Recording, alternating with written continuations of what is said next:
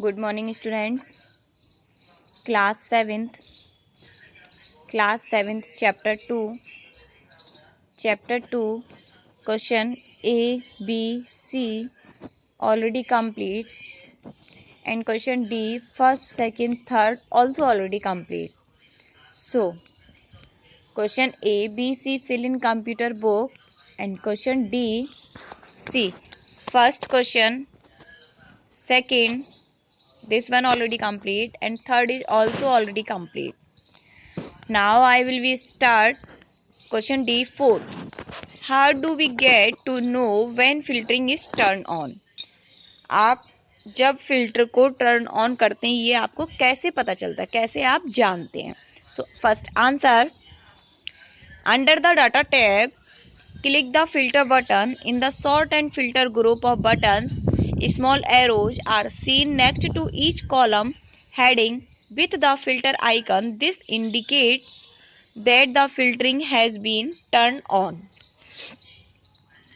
So, क्या कह रहे हैं कि आपके पास आपको क्लिक करना होता है अंडर द डाटा टैब.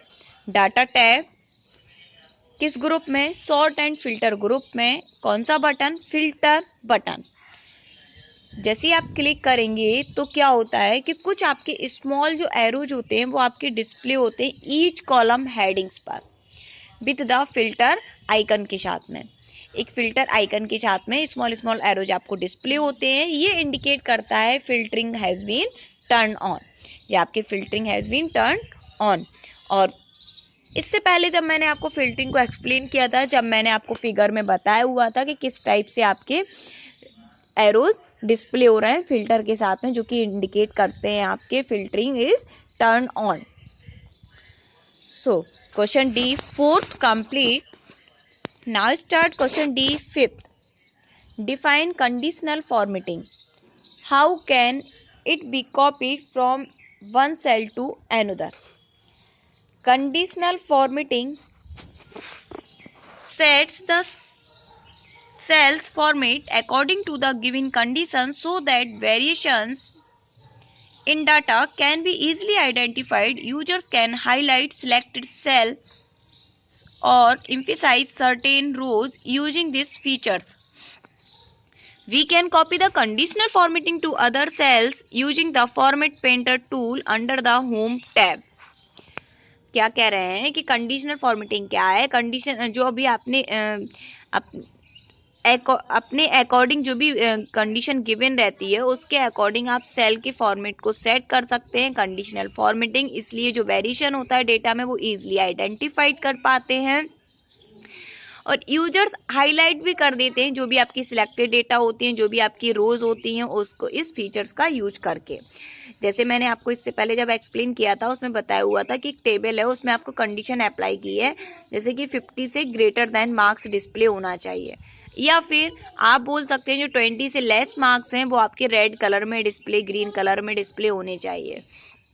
तो आपको वो कंडीशनल फॉर्मेटिंग होगा. And we can copy the conditional formatting to other cell using the Format Painter tool under the Home tab. अगर आप क्या कह रहे हैं उसमें क्वेश्चन में पूछा है कि आपको कैसे कॉपी करते हैं one cell to another cell में. तो कॉपी कर सकते हैं आप वन सेल को अदर सेल में using format painter tool.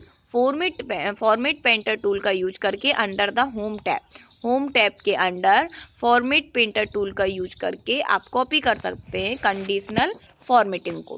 Conditional formatting आपको हाईलाइट भी करता है यूजर्स के डेटा को एंड इसको कॉपी कर सकते हैं.